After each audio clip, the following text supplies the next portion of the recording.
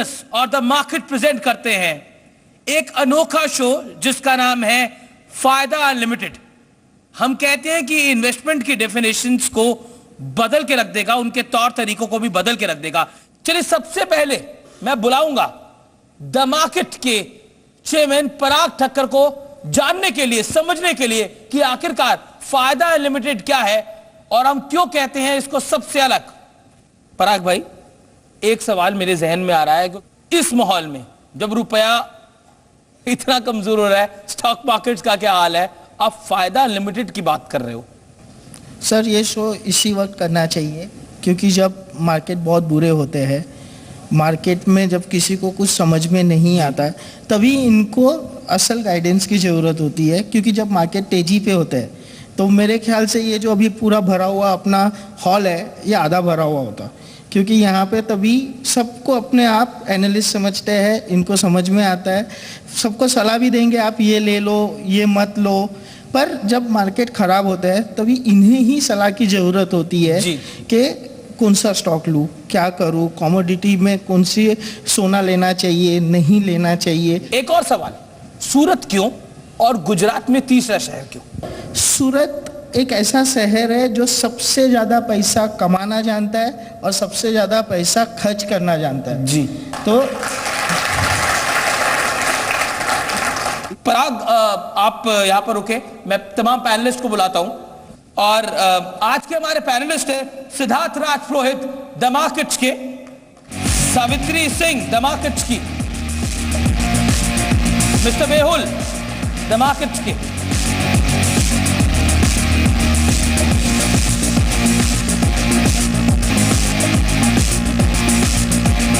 और अब मैं बुलाऊंगा जगदीश ठक्कर को जो कि बाजार के जाने माने जानकार हैं। Please welcome him.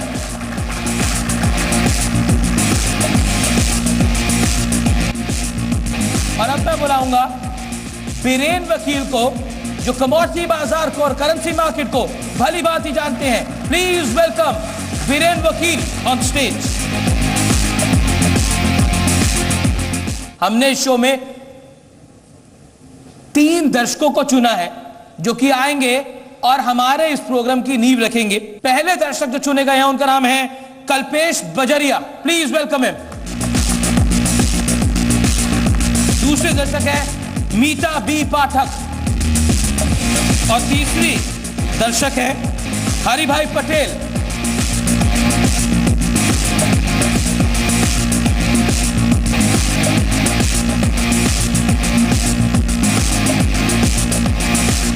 Thank you so much.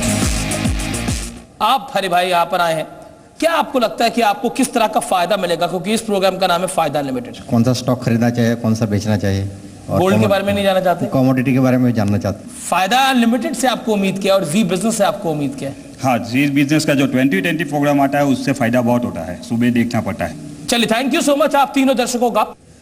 आइए सबसे पहले जान लेते हैं कि इस करंट मार्केट कंडीशन में क्या वाकई फायदा अनलिमिटेड की बात करना वाजिब है। Jagdish Thakkar, starting from you today. मैं आपको एक उदाहरण देना चाहूँगा वॉरेन बफेट का। वो हमेशा एक चीज़ हमेशा कहते थे कि अगर आपको स्टॉक मार्केट में निवेश करना हो तो कम से कम 10 साल के लिए निवेश करें। कम करना चाहते हैं तो मेहरबानी करके 10 मिनट भी आप स्टॉक मार्केट के लिए बर्बाद मत करो। यहाँ तो सुबह 9:15 बजे आते हैं, 12 बजे कमाया शॉर्ट टर्म कैपिटल गेन, अगर 9:15 बजे आया 3:30 बजे बेच दिया लॉन्ग टर्म कैपिटल गेन। जब पूरा गांव बेचता है तब आपको खरीदारी करनी चाहिए और जब पूरा गांव लेता है तब आपको बेचना चाहिए। लेकिन क्या आपको लगता है कि अभी बाजार में पैसा डालने का ये सही टाइम है या फिर इंतजार करके डालें? क्योंकि काफी इंटरनेशनल एक्सपर्ट एजेंसीज और कई बड़े एडवाइजर्स इंटरनेशनली, मैं बात करूं मार्क फेबर की बात करूं, जिम रॉजर्स की बात कर रहा हूं, वो कह रहे हैं if you want to invest in India wait for fresh elections. बिल्कुल सही बताया आपने कि फ्रेश इलेक्शंस का आपको इंतजार जरूर करना चाहिए, लेकिन you should not invest in one stroke. आप धीरे धीरे भी कर सकते हैं। अगर आपके पास मान लो 1 लाख रुपया है तो आप 10-10 हज़ार रुपया करके भी निवेश कर सकते हैं। प्राइमरी कंडीशन की भी स्टॉक मार्केट कितना भी खराब हो, आप पूरी 8 साल की साइकिल ले लीजिए जी। अगर जिस तरह से बाजार में 1992, 2000, 2008 एंड 2016 जितने भी गिरावट आई, जिन लोगों ने 2008 में खरीदा, जिन लोगों ने 2000 में खरीदा, जिन लोगों ने 1992 में खरीदा, सबसे ज्यादा मुनाफा उन लोगों ने कमाया है। बीरेन वकील, क्या आपको लगता है इंडियन कमोडिटी मार्केट्स जो है इस समय अपने टफेस्ट पीरियड से गुजर रहे हैं because of CTT, because of NSCL fallout? Commodities में स्पेशली ये एनएससीएल फॉलआउट जो है उससे नेगेटिविटी काफ़ी बड़ी है, बट उसके साथ एक अनएक्सप्लोर्ड जो काफ़ी कम लोगों को जो पता है, कैश कैरी आर्बिट्रेज, हाजिर माल लेके वायदा का बदला करना, उसमें आराम से 2% 2.5% रिटर्न छूट रहा है। दूसरी बात एक ये है कि स्टॉक मार्केट में आपके पास एक ही रूट होता है कि आप सिर्फ बाई कर सकते हो, शॉर्ट सेल सिर्फ लिमिटेड अवेलेबल है। जबकि कमोडिटीज़ में क्या है कि ऐसी टनल है कि कहीं से भी आप एंट्री ले सकते हो, तो खराब बाजार में आप बेच के कमा सकते हो, अच्छे बाजार में लेके कमा सकते हो। मेहुल, आपसे शुरुआत करते हैं, कौन से सेक्टर्स आपको लगता है वाकई अंडर वैल्यूड है? देखिए, जो फिलहाल जो करेक्शन आया था 6100 से 5100 में, उसमें मेटल सेक्टर्स में काफ़ी ज़्यादा सेलिंग आई थी।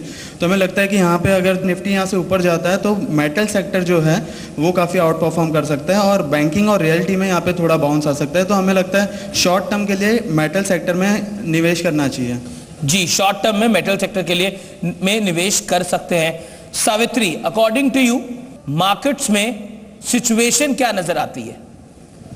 देखिए, प्रेजेंटली तो सिनारियोज थोड़े डिस्टॉर्टेड हैं अपनी इकोनॉमी थोड़ी स्लो ग्रोथ पे है, but we can see there is always an option.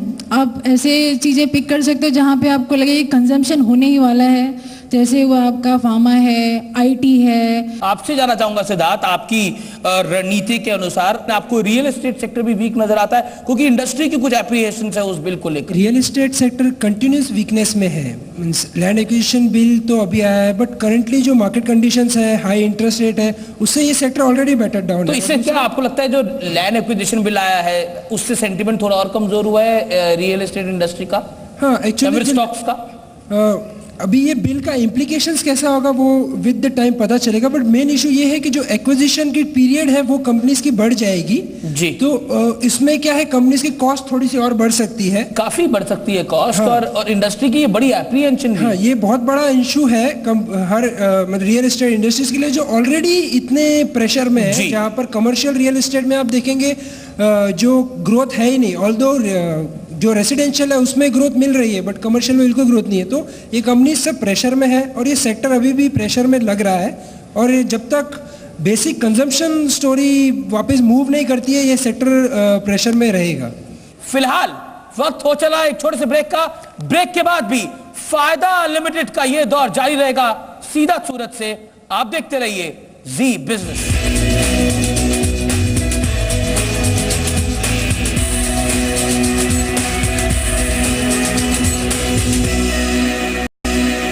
कुछ सवालों के जवाब अब हम लेंगे। क्या सवाल आपका, बताइए? कि आईटी का अभी आप देखिए विप्रो, टीसीएस, इन्फोसिस सब बढ़ रहे हैं, और एक कंपनी मैंने ऑब्जर्व की थी ओरेकल फाइनेंशियल सर्विसेज करके है, कंपनी कैसी है उसके बारे में कुछ जी हाईलाइट कीजिए सर। ओरेकल के लिए बोलना चाहूँगी सर कि कुछ कंपनीज होती हैं जो कंटिन्यूस डिविडेंड देती हैं, जस्ट कि आप हो सकता है कि आपने शॉर्ट टर्म के लिए इन्वेस्ट किया रहेगा तो आपको शॉर्ट टर्म में फ़ायदा मिलेगा, बट कुछ कंपनी होती हैं जो अपने रिजर्व्स को एज अ रिजर्व ग्रोथ के लिए यूटिलाइज करती हैं, तो वो डिविडेंड बहुत ज़्यादा नहीं दे पाती क्योंकि वो ग्रोथ ओरिएंटेड कंपनी होती है, वो लॉन्गर टर्म में आपको बहुत अच्छा ग्रोथ दे सकती हैं। तो ओरेकल के साथ भी सेम फंडा है कि वो अपने जो रिजर्व्स हैं उसको एक्यूमुलेट कर रहे हैं कि कभी भी एक्विजिशन का अपॉर्चुनिटी मिला तो they will do it. So it's good for the longer term, you should continue the holding because it depends on the management की व्हाट दे डिसाइड। चलिए नेक्स्ट क्वेश्चन अब ले लेते हैं। आप मैडम क्या पूछना चाह रही हैं सवाल? लॉन्ग टाइम के इन्वेस्टमेंट के लिए मैंने पुंज लॉयड चूज किया था, तो अब उसका क्या रहेगा? कितने पैसे कितने लगाए थे? 2.5 लाख रुपए, 2-2.5 लाख रुपए लगे हुए ही हैं। अच्छा, 2.5 लाख लगा, 15,000 हो गए आपके। अब देखिए बड़ा बड़ा अच्छा सवाल है। आप देखिए ये सिर्फ एक यहाँ पर बैठी हुई महिला नहीं है, ये हमारे देश में कई ऐसे लोग हैं जो ये सोचते हैं कि आखिरकार हम इन्वेस्टमेंट करते हैं, जब हम शॉर्ट टर्म में बोलते हैं तो एक्सपर्ट्स कह देते हैं, आकर ये मेरा भी सवाल है, एक्सपर्ट्स कह देते हैं आप शॉर्ट टर्म के हिसाब से बोलेंगे तो नुकसान तो होता रहता है, जब लॉन्ग टर्म की बात करें तब ये हाल होते हैं। ऐसे में जगदीश ठक्कर आप क्या कहेंगे कि कहीं ना कहीं वो निवेशक जो बाजार में लॉन्ग टर्म के हिसाब से भी पैसा लगाते हैं, और जैसे 2.5 लाख रुपए लगाया, 15-20 हज़ार रुपए सिर्फ रह गए, क्या करें ऐसे? और पुंज लॉयड जैसी कंपनी ऐसा है अमीश जी कि यहाँ पे बाजार में टिप्स बहुत चलती हैं, एसएमएस चलते हैं, बहुत सारे एडवाइजर्स है। काफ़ी एक ऐसी कंपनियां हैं खास करके मिड कैप और स्मॉल कैप के अंदर जिसे वो हम कभी कभी पेनी स्टॉक्स भी कहते हैं। तो आपको ये पेनी स्टॉक्स है या टिप्स वाले स्टॉक्स है, लोग कहते हैं कि अभी ये 60 पैसे का शेयर है, ले लो, एक 6 महीने के अंदर वो 6 रुपया हो जाएगा। ऐसी कई चीज़ें होती है। सेंसेक्स के 30 क्रिप्स और निफ्टी के 50, उसमें से कुछ कॉमन भी है। उसको फ्रंटलाइन स्टॉक्स में आप उसको निवेश करो, तो वो स्टॉक्स को अवॉइड करो जो लाइफ टाइम हाई पे चल रहा है। ऐसे कई स्टॉक्स है जो अपने बुक वैल्यू से 50% पे मिल रहे हैं। 50% ब्लू चिप शेयर्स। एक क्वेश्चन मेरा और है, आईडीएफसी का लो हो गया या और होएगा? What about IDFC? Fundamentally if you ask me about IDFC is one of the best companies today in the financial market, one of the best। आप 5 साल की बैलेंस शीट देख लेना, 5 साल के उसकी जो टर्नओवर देख लेना, 5 साल के मुनाफे के आंकड़े देख लेना। अगर आपको ये शेयर 77-80 रुपीस में मिलता है, आप यकीन मानिए मेरे कहने पे निवेश कर लीजिए। आज ही निवेश किया मैंने, आज ही किया तो अच्छा है। 1 साल में मैं आपका फोन नंबर दूंगा, अगर घाटा हुआ तो मुझसे ले लेना, मुनाफा हो तो आधा मुझे दे देना। Thank you. चलिए आइए मूव करते हैं आगे और हम इस तरफ से एक सवाल ले लेते हैं, पीछे की तरफ। आप पूछे सवाल। एमसीएक्स का शेयर लिया हुआ है। शेयर ले रखा है? अच्छा चलिए मैं पहले तो बीरेन भाई से पूछ लेता हूं। बीरेन भाई, एमसीएक्स पे कोई दिक्कत है इस समय? एनएसएल की जो नेगेटिविटी है उसके हिसाब से एफटी ग्रुप्स के काफ़ी शेयर्स पिटे हैं, बट ये फेयरली अंडरवैल्यूड मुझे लग रहा है उसका बिजनेस मॉडल देखते हुए, और मुझे काफ़ी अट्रैक्टिव भी लग रहा है MCX, specially MCX. Siddharth, FT group MCX आपको कैसा नजर आता है शॉर्ट टू मीडियम टर्म के लिए अगर हम बात करें? देखिए मीडियम टर्म में भी अगर बात करें तो कंपनी के वॉल्यूम्स गिर रहे हैं। जो ट्रेडिंग वॉल्यूम्स है सीटीटी लगने से करीब 40% कंपनी के वॉल्यूम्स है वो गिर गए हैं। तो ऑलरेडी 2 इश्यूज है इसमें। ओवरऑल सेंटिमेंट्स वीक है, आपका करीब भाव आ जाए तो आप एग्जिट कर लीजिए स्टॉक से, इसमें वेट मत करिए। मैंने 7-8 साल में बैंकिंग सेक्टर खास करके पीएसयू इतने पिटे हुए पहली बार देखा है। तो अब मैं क्लियर जानना चाहता हूं, मेरी तरफ से ये सब लोग भी जानेंगे कि आज की तारीख में ये भाव से अगर बैंकिंग सेक्टर के स्टॉक में इन्वेस्ट करें तो उसका फ्यूचर भले 1 साल नहीं तो 2 साल में कैसा रहेगा? सावित्री, आपको बैंकिंग सेक्टर कैसा नजर आ रहा है जहां पर एनपीएस जो है उसके वजह से काफी हमें प्रेशर देखने को मिल रहा है पिछले कुछ समय पे, और क्योंकि रुपी काफी वीक हो रहा है उसका भी कुछ हद तक इम्पैक्ट हमें बैंक्स पे आता हुआ दिख रहा है। जैसा कि सर ने बोला कि सारे पीएसयूज बैंक में बहुत ज़्यादा पिटे पड़े हुए हैं बिकॉज उनका क्रेडिट ग्रोथ अच्छा नहीं है, उन्होंने इंफ्रा लेंडिंग काफ़ी की है एंड अभी जो इंटरेस्ट रेट है बहुत हाई है, तो प्रोविजनिंग बहुत डिफिकल्ट। कंपनी का जो होता है पीएसयूज बैंक का प्रोविजनिंग डे बाय डे बढ़ता जा रहा है, एवरी क्वार्टर एनपीएस बहुत हाई हो रहे हैं। तो पीएसयूज बैंक तो अभी भी वीक रहेगा जहाँ तक प्रेशर उन पे ऊपर रहेगा बिकॉज क्रेडिट ग्रोथ के चांसेस बहुत कम है उनमें, 12 to 13% ही रहेगा। बट प्राइवेट बैंक अभी भी अच्छे हैं जिसमें कि साउथ इंडियन बैंक और आईसीआईसीआई बैंक, एचडीएफसी बैंक अभी भी काफी अच्छा है। नेक्स्ट व्यूअर ले लेते हैं। एक क्वेश्चन जो कि बहुत इंपॉर्टेंट है, जिन्होंने ऑलरेडी एक डाइवर्सिफाइड पोर्टफोलियो 5920 निफ्टी पे बनाया है जी, और जिनका बाय चांस या बाय लक कहिए उतना ही डाउनफॉल हुआ है जितना निफ्टी में हुआ है 5920 से, लगभग 8%, तो वो अब क्या करें? उनका तो ऑलरेडी 5920 पे 12 स्टॉक पोर्टफोलियो बना हुआ है। Yes definitely. देखिए आपने जो इन्वेस्टमेंट किया है 5900 पे, मैं कहना चाहूँगा अगर आपने लॉन्ग टर्म के हिसाब से किया है तो बेशक उसमें होल्ड कीजिए, लेकिन अगर आपने छोटे टाइम फ्रेम के हिसाब से अगर किया, मान लीजिए 1 या 2 महीने के लिए, तो यहाँ पर हमारा व्यू ये है कि 5500 के ऊपर अगर निफ्टी क्लोजिंग देता है तो एक शार्प बाउंस आ सकता है 57 से 5800 के करीब, तो वहाँ पर एक बार आप लॉस बुक कर सकते हैं बिकॉज डाउनफॉल अभी भी बाकी है। Things can get more verse. 2008 में जब SBI जैसा शेयर 1600 का था, वो आज भी बिलो 1600 है, तो there is no point in long term. If we see, I made my portfolio for 5 years, but in the 6 months and when I analyzed a share like SBI, तो देखा कि वो जैसा दिग्गज आज भी 2008 की वैल्यू से नीचे है, तो मेरा ये 12 स्टॉक पोर्टफोलियो 5 साल बाद कहाँ होगा, I am not sure about it. अगर आप लॉन्ग टर्म होराइजन लेकर देखें तो मैं ये कहना चाहूँगा कि दिन अच्छे हो या बुरे बदलते ज़रूर है, तो हमारे जो बुरे दिन है वो ज़रूर बदलेंगे और आज से 2-3 साल बाद सारी चीज़ें लाइनअप में आएंगी और वापस से आपको मुनाफा मिलेगा ही। लेकिन आप लोअर लेवल्स पे भी अगर हो सके तो इन्वेस्टमेंट कीजिए। फिलहाल वक्त हो चला एक छोटे से ब्रेक का। ब्रेक के बाद भी फायदा अनलिमिटेड का ये दौर जारी रहेगा सीधा सूरत से। आप देखते रहिए जी business.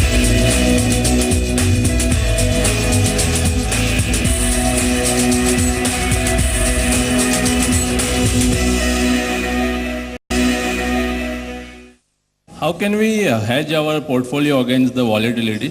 How can we use the derivative market or any other means which can be useful to hedge our losses? Derivatives का बेसिक जो मोड है, मतलब बेसिक यूज हेजिंग के लिए ही है। उसमें स्पेकुलेशन बहुत ज़्यादा बढ़ गया है, बट जो है पर्पस है उसका वो हेजिंग पर्पस ही है। तो आपका जो पोर्टफोलियो है उसके वैल्यू के हिसाब से अगर मार्केट की आप समझते हैं कि बहुत ज़्यादा आप कैश में अगर हैवी बैठे हैं और अभी लग रहा है जैसे टेक्निकली ये लग रहा है कि मार्केट 5500 से 4800 जा सकता है, तो आप उतना एक वैल्यू का या उसका एक सर्टेन पोर्शन वैल्यू का आप अपोजिट पोजीशन ले सकते हैं मार्केट में, जिसका आपका पोर्टफोलियो का जो फॉल है वो पूरा हेज हो जाएगा। अब हम नेक्स्ट कॉल ले लेते हैं। जी सर, आप कुछ सवाल काफी देर से पूछना चाह रहे हैं। Banking sir, probably PSU banking जी, वो क्यों नीचे जा रहे हैं? टक्कर साहब, you veteran in markets, quick reaction to this one. हमारी बैंक्स को रिकैपिटलाइजेशन करने की बहुत ज़रूरत है। 14,000 करोड़ उन्होंने ऑलरेडी सैंक्शन किए हुए हैं, लेकिन और बहुत ज़रूरत है। जब तक ये रिकैपिटलाइजेशन नहीं होगा तब तक उनकी जो सेहत है ठीक नहीं होगी। आने वाले के दिनों के अंदर आप कोई भी बैंक्स ले लो, जैसे अभी मैडम ने बताया कि आप प्राइवेट सेक्टर से करो, कुछ ऐसी अच्छी पीएसयू बैंक्स भी है जिसके अंदर आप निवेश कर सकते हो। ऐसा नहीं है कि जो दिन आज आप देख रहे हो कल आपको अच्छा दिन नहीं दिखाई देगा, लेकिन ये तो साइकिल है, वो चलती रहेगी। तमाम लोगों के मन में भी एक सवाल होगा कि why Indian rupees declining. Villain, मुझे ऐसा लग रहा है कि ये टॉप आउट हो चुका है। फॉर ए वाइल 70 के ऊपर मैं इसको नहीं मान रहा हूँ। थर्ड क्वार्टर खत्म हो जाएगा 30 सितंबर, उसके बाद मैं फोर्थ क्वार्टर में रिकवरी में 62, 60, मैं भी 62 तक देख रहा हूँ इसको। जी, अब हम नेक्स्ट कॉल ले लेते हैं। हम जो अभी इन्वेस्टमेंट की बात कर रहे हैं, जो पुराना इन्वेस्टमेंट या नया इन्वेस्टमेंट करते हैं, अगर कल जाके सभी रेटिंग एजेंसी अपने को बोल रही है कि हम डाउनग्रेड करेंगे, डाउनग्रेड, अगर कल जाके वो डाउनग्रेड करती है जी, तो इन्वेस्टमेंट का मतलब क्या रहेगा? देखिए, ये कई सालों तक तो नहीं होगा, ऑल्दो कुछ महीनों तक हो सकता है। रेटिंग एजेंसीज की जो डाउनग्रेड की बात है, निश्चित तौर पर इंटरनेशनल एजेंसीज बहुत हद तक मैटर करती हैं। Jagdish Thakur, quick view. अगर किसी ने हमें डाउनग्रेड किया तो हमारी जो रेटिंग है क्रेडिट एजेंसी इंटरनेशनल मार्केट में, जिसे सॉवरेन रेटिंग कहते हैं, वो जंक हो जाएगी। तो भाई साहब का एक बिल्कुल वाजिब सवाल है कि अगर जंक हो गई तो हम निवेश क्यों करें। लेकिन एक चीज़ मैं और बताता हूँ, निवेश करने के लिए सबसे अच्छा देश विदेशी निवेशों के लिए सिर्फ भारत ही भारत है। क्विकली मैं आप तीनों से एक एक व्यू लेना चाहूंगा।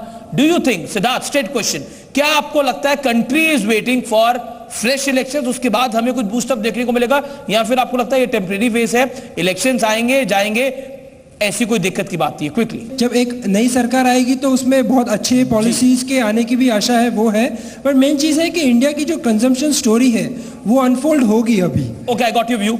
सावित्री। यहाँ मैं सिद्धार्थ से बहुत सहमत करती हूँ, बिकॉज कि अभी मानसून काफ़ी अच्छा रहा है, ऊपर से फेस्टिव सीजन्स हैं, एंड आपका अगर कुछ थोड़ा एक्सपोर्ट डेटा बढ़ता है एंड करेंसी में इंप्रूवमेंट आता है, थोड़ा पुल बैक देख सकते हैं मार्केट में, बट लॉन्गर टर्म में बिफोर इलेक्शन हम बहुत ज़्यादा पॉजिटिव नहीं है अपने मार्केट के लिए। जी मेहुल। देखिए, इलेक्शन की बात करें तो फिलहाल हमें लगता है कि मार्केट बहुत सारे विपसॉस देगा, सीसॉ रहेगा, अप्स एंड डाउन्स रहेगा, बट ओवरऑल जो मेजर ट्रेंड है, जो हम 63, 6400 की बातें करते हैं अगर मार्केट के व्यू से देखें तो ये लगता है कि इलेक्शन के बाद ही होगा, जब जो भी चीज़ क्लैरिफाई हो उसके बाद ही बड़ा मूवमेंट आ सकता है मार्केट में। छोटे निवेशकों के लिए मैसेज क्या है इस समय? जो भी 5 to 10% प्रॉफिट मिलता है आप प्लीज लीजिए, बुक कीजिए और स्ट्रिक्ट स्टॉप लॉस फॉलो कीजिए। ज़्यादा बड़ा मूव की एक्सपेक्टेशंस मत रखिए, बिकॉज मार्केट बहुत ज़्यादा वोलेटाइल है और लॉसेस इसमें होने के बहुत ज़्यादा चांसेस हैं। जी आप पूछिए।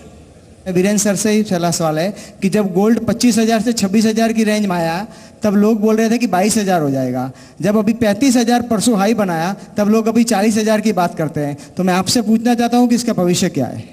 वैसे लॉन्ग टर्म भविष्य अच्छा है, लेकिन फिलहाल मैं बाई साइड प्रेफर नहीं करता। एक आध अच्छा सा करेक्शन आएगा तो मैं जरूर बाई साइड प्रेफर करूँगा। ओवरऑल मैं ऐसा मानता हूँ कि जो फॉल आवे उसको करेक्शन मानो, जो बढ़े उसको ट्रेंड मानो। और दिवाली तक आपको सोना कहाँ जाते हुए दिखता बीरेन? दिवाली तक मेरे हिसाब से ये अक्टूबर में टॉप आउट होगा और उसके बाद एक अच्छा सा करेक्शन आएगा। जी सर, मेरा सवाल कमोडिटी और शेयर मार्केट दोनों से है। जी हमारी जो रेगुलेटरी है, सेबी या कोई भी है, उनकी बॉडी कभी सामने नहीं आ रही और वो कितनी ट्रस्टवर्दी है? बीरेन वकील और जगदीश ठक्कर दोनों ने इस बाजारों को बहुत अच्छी तरह देखा है। बीरेन वकील, क्विकली, रेगुलेटर पर सवाल है। एफएमसीबी एक रेगुलेटर है कमोडिटी बाजार का, और एनएससीएल मामले में उसका जो रोल हुआ उस पर भी एक बड़ा सवाल है, सेबी के रोल पे भी बड़ा सवाल है। Quickly respond. इसमें जो हमारा मॉडल है, स्पेशली सेबी को और एफएमसी को हमने जो अलग रखा है वो नहीं होना चाहिए। ब्रिटेन में जो फाइनेंशियल सर्विसेज अथॉरिटी है, इस तरह का कंबाइंड रेगुलेटर हमारे को होना चाहिए, क्योंकि आगे जाके काफ़ी बड़े प्रोडक्ट्स आएंगे, कितने सारे प्रोडक्ट्स आएंगे, endowment, insurance, commodities, financial markets, mutual fund. तो एक वन अम्ब्रेला में, सिंगल अम्ब्रेला में अगर रेगुलेटर होता तो कोई छूट नहीं जाता। चलिए, थैंक यू सो मच। मैं शुक्रिया अदा करना चाहता हूं सूरत की जनता का, जो इतनी बड़ी तादाद में यहां पर आई और इस प्रोग्राम में उन्होंने पार्टिसिपेट किया। मैं थैंक्स करना चाहता हूं अपने टाइटल स्पॉन्सर द मार्केट्स का, जिन्होंने हमारे साथ एसोसिएट करा और इस प्रोग्राम को लेकर आए वो जी बिजनेस पर। तो ये थी फायदा अनलिमिटेड की सूरत राउंड की खास पेशकश। आप देखते रहिए जी बिजनेस, आपका फायदा। नमस्कार।